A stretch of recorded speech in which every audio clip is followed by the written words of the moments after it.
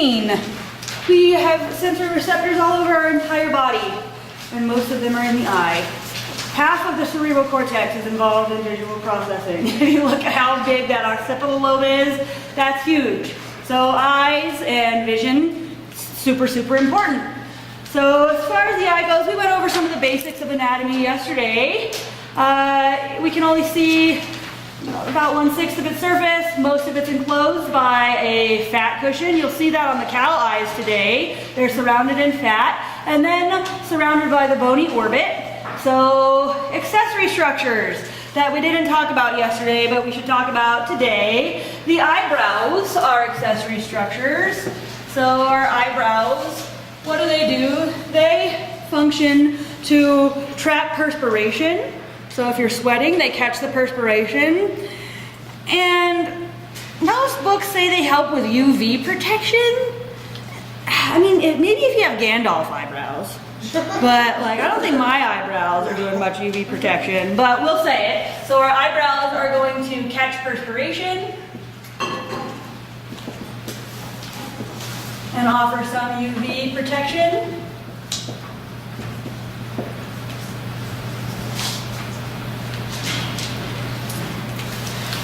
Our eyelashes are going to be important for sensory functioning. So if something is crawling like on your face and trying to get in your eye, I don't know if you've noticed that.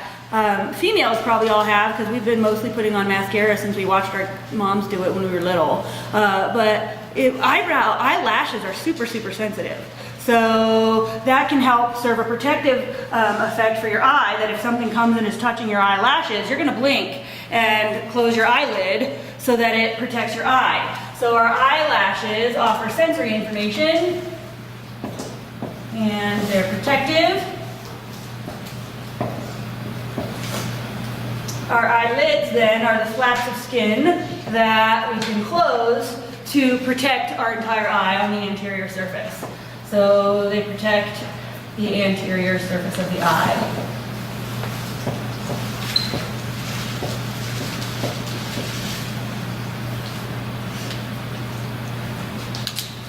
Also, there are little ducts in your eyelashes, so that there's a gland up here called your lacrimal gland, and when it releases tears or lacrimal fluid on your eye, it releases on those ducts, and you blink them across your eye so that you can keep your eye wet. So the only other things that we'll talk a little bit about, conjunctiva. I'm not really going to ask you about the different types of conjunctiva we have, but conjunctiva, just be aware, is this little membrane on the back of your eyelids and on the anterior surface of your eye that's not part of your eye. So your cornea sits right back behind that. Conjunctiva is this little membrane that helps to protect the eye and keep it moist. It's got blood vessels in it. If you've ever had conjunctivitis, you can have blood vessel rupture in your conjunctiva and it makes your eye look red and it's scary, but it usually fixes pretty easily. So that's another accessory structure. Lacrimal apparatus I do want to talk about. Extrinsic eye muscles. I'm not going to make you worry about your extrinsic eye muscles because we have so much to worry about already. So just be aware that they're outside your eyes. There are muscles that pull on it to allow you to move your eyeball. So the lacrimal apparatus. You can see this on some of our models. There are these weird glands attached to the eyeball. And so that sits up here in your eye, the lacrimal gland, and produces lacrimal fluid. So for our lacrimal apparatus, the whole function of it is to produce lacrimal fluid and keep your eye moist. So we'll say it produces lacrimal fluid, which the lay term is tears. So we'll say to keep the eye moist. And then it drains this fluid into your nasal cavity.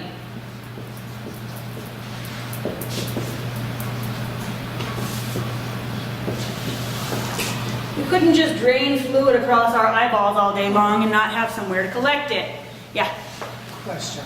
So somebody with pink eye could get some of that infection drained into their nose? Potentially. I've never heard of pink eye going into the nose. But Or is it just thin enough for the tears to go through? this little lacrimal punctum, I don't know, it's visible. You can see it on your eyelid, so yeah. So I'm really not sure. I don't know enough about pink eye. Okay, so up here in your lacrimal gland, you produce this lacrimal fluid, and then it empties into these little ducts by your eyelashes that then drain onto your eye. And as you blink, the tears or lacrimal fluid spreads across your eye, and then it collects in these little things called, little tiny holes called lacrimal puncta. One is a lacrimal punctum, but you have one up here, and they collect into there and then drain into this. Canaliculus is just like a small canal. So they drain from your lacrimal punctum into this little canal and then into your nasal cavity. So just, you don't need to worry about all the names of that. The point is that we have a lacrimal gland that produces lacrimal fluid that drains over the eye, wipes across the eye to keep it wet, and drains into your nasal cavity. This is why when you're crying, you have so much more snot produced. Not because your nasal cavity is making any more mucus. What's happening is that you're draining more lacrimal fluid into there, and so it's pouring out your nose. So those are the accessory structures. We talked about our different layers of the eye yesterday. So let's talk about physiology today. So again, the outer layer is our fibrous layer that has our cornea and sclera. They're not doing anything with light. The sclera is giving you this nice white structure on the outside. The cornea is a clear window through which light passes. And our vascular layer is the next layer. In the back, in the posterior, it had that choroid. In the front, it has the ciliary body that has those little suspensory ligaments hanging onto your lens. And then in front of that, we have the iris. And so the iris is going to control the amount of light that comes into the eye, and it's going to be able to constrict or dilate depending on what's going on in the body. So I am going to tell you about this now because it's just kind of something to be aware of. And we're talking about vision. So we'll talk more about the autonomic nervous system later, but the autonomic nervous system is divided into our parasympathetic nervous system and our sympathetic nervous system. And our parasympathetic nervous system is in control of rest and digest functions. And our sympathetic nervous system is in control of fight or flight functions. When I'm in a fight or flight situation, I need to bring in as much information about what's going on as possible. So when I'm in a fight or flight situation, I dilate my pupils and bring in a ton of light information. When I'm in a parasympathetic nervous system situation, sitting around resting and digesting, I can constrict my pupils. It's not so much that I'm sitting here at rest and all of a sudden, like, there's no change in light, so my parasympathetic nervous system is going to constrict my pupils. More likely what it would be is that, well, if light levels change, that would happen, but also if somebody slammed the door and our heart raced real quick and our pupils dilated real quick, and then we just realized, oh, there's nothing to be afraid of, then parasympathetic would bring us back to normal. So I'm not going to make you worry about the names of the muscles that are doing each. Just be aware that in our parasympathetic, we're constricting the pupil. And when our sympathetic nervous system is activated, we dilate the pupil to allow in as much light information as possible.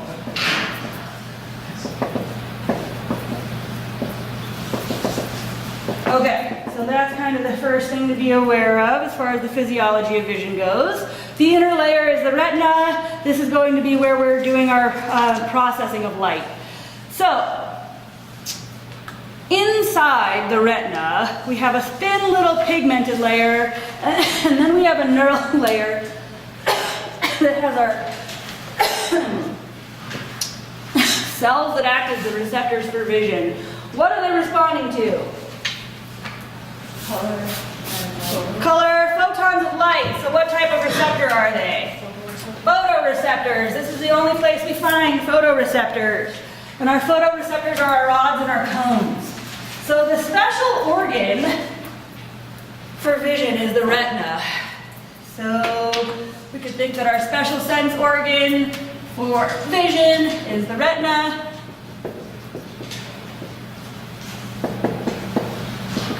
The receptors, which are photoreceptors, are called rods and cones. They get that name for the shape that they have, rods and cones. So our rods look like big long rods. These cones look like cones. Rods, how am I going to decide? How am I going to know which ones respond to which? Cones see color. So cones are responsible for color vision. And they pay attention to acute detail. So they're paying attention to fine detail and details. These are located more in the center of your retina. So we have more in the center. Rods see black and white. These cells become active in low light situations, and they also recognize orientation of a shape. So they're not paying a whole lot of attention to details, they're just paying attention to orientation. So, orientation of a shape. So they're not as good for what we call visual acuity, or really seeing things very well and precisely. So if we look and zoom in, this is showing you histology. You can see back here is our choroid, which is part of the vascular layer. And then we've got our thin little pigmented layer. Both of those are helping to trap light waves so that they don't disperse too far away from our photoreceptive cells, the rods and cones. So this is kind of cool. This is showing you the back of the eye. So all of our rods and cones are going to be synapsing onto these little bipolar cells that then are going to be communicating with these other bipolar neurons called ganglion cells. Their axons shoot out and make up, that's like this part of the neural layer of your eye that is going to be sending these impulses back along your optic nerves. So when you look at the sheep eye today, or the cow eye, you'll be able to pull and sweep away all of those axons. And if you're careful, they'll stay stuck right here. So I can sweep away all the axons, and they'd be stuck right here at this spot called the optic disc. This is your blind spot. It does not contain photoreceptors because that's where all of our axons are going in and going back to form the optic nerve. So we kind of went through the physiology or the anatomy of the anterior and posterior segments yesterday. So let's talk more about physiology. So the lens, we'll talk about what it does as far as light goes. So photoreceptor sensitivities vary. We've got different types of rods and different types of cones that respond to different wavelengths of light. And so just be aware of that. Physics. We're not going to go over the nitty-gritty details. So there's that. Another thing to be aware of is that when light moves through fluid, we get refraction. So light is refracted when it goes through the eye, and your lens does something. This is all more physics stuff, which is why we're just going through it quickly. But another thing is that if you focus an image through this convex lens, it flips it upside down. So what does that mean? Well, as light's coming through my lens, these suspensory ligaments are going to be able, the ciliary body has muscles that are going to relax or contract to alter what's happening with the suspensory ligaments. And then we'll either bulge or flatten the lens, depending on what we're looking at. And then because it's coming through the lens like that, and physics do this, it flips the image upside down. So what do I want you to know about all this? Let's talk about the pathway of light and light processing. That light is going to be refracted as it comes through your eye, and the lens is going to focus it on your retina. So if we're thinking about light, or the pathway of light, light just goes through the cornea. Nothing happens to it. It's not processed. And then it's going to go past through the cornea, through the pupil, and it gets focused onto the retina by the lens. And it's focused onto the retina upside down and backwards.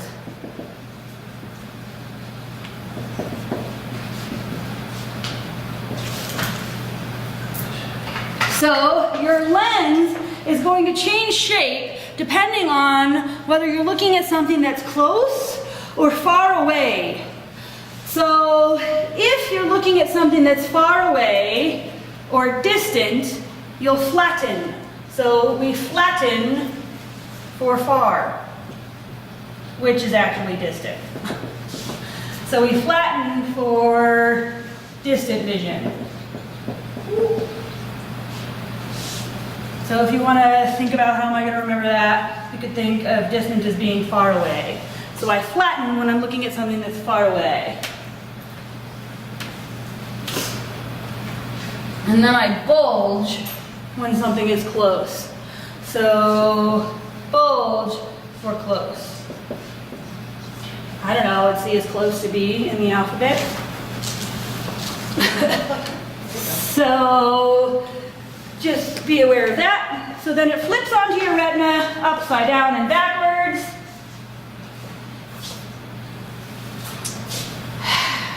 Man, phototransduction is such a nitmare because it's upside down and backwards like everything else. So I'm not going to make you worry about the great nitty-gritty details of how phototransduction occurs. Be aware of the differences in general between our rods and cones. Again, rods are black and white. They are low visual acuity, meaning that they're not really seeing specific detail. They're paying more attention to orientation of lines. Cones are color vision. They're very high in sensitivity, so they're going to help you see more precisely. Okay, so fusing. We're taking photons and converting it ultimately to action potentials, and the action potentials are running in ganglion cells. So this picture shows us why we have what's called binocular vision. So the visual fields of your two eyes overlap considerably, and that's going to allow you to have that binocular vision. And what this is showing you is that everything in yellow is what's being seen by these specific parts of your retina. Everything in blue is seen by the other parts of your retina. There's only a very small spot of the visual field that's only seen by one eye. Most of your visual field is seen by both eyes. And so if we look at this, what we can see is that going back in one optic nerve now, I have information from one eye about both parts of the visual field. So as far as light goes, we'll say it's focused onto the retina by the lens. In our retina, we have our rods and cones. They are going to be in contact with our bipolar cells. These bipolar cells are in contact with these ganglion cells. And it's these ganglion cells, they're neurons, they're bipolar neurons, it's their axons that are continuing back in the optic nerve. So we'll say the axons continue in optic nerves.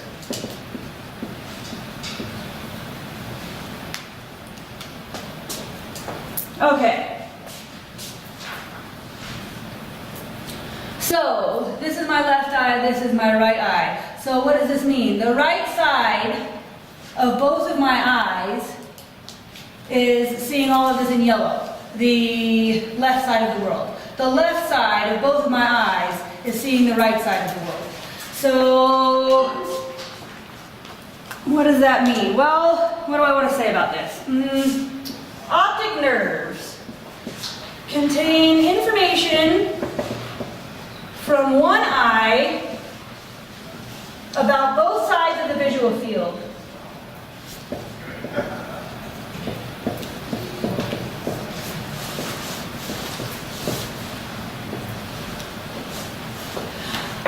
what's weird, because vision is weird, is all upside down and backwards, is that the axons from the medial aspect of each eye cross over at this spot called the optic chiasm. So that then continuing back in the optic tract is information from both eyes about only one part of the visual field. So our optic nerves contain information from one eye about both sides of the visual field. Medial axons cross over at a specific spot called the optic chiasm and continue on into the optic tract,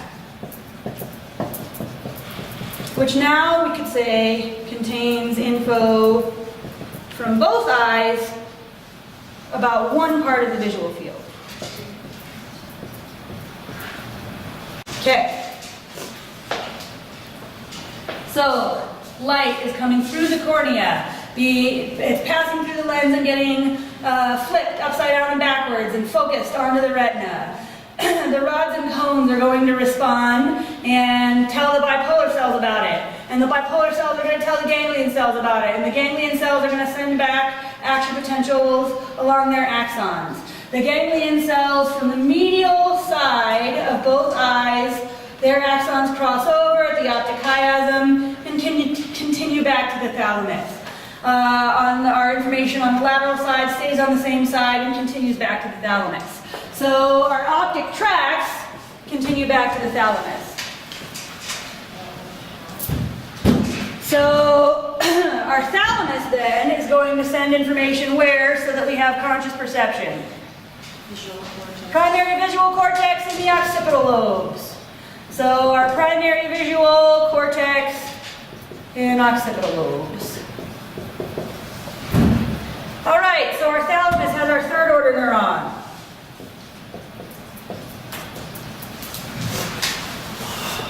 Our optic tract, kind of everything that's going on here from our ganglion cells, these are second order neurons. Our bipolar cells are considered the first order neurons. So our ganglion cells all through here, this is our second order neuron. And my bipolar cells are my first order neuron.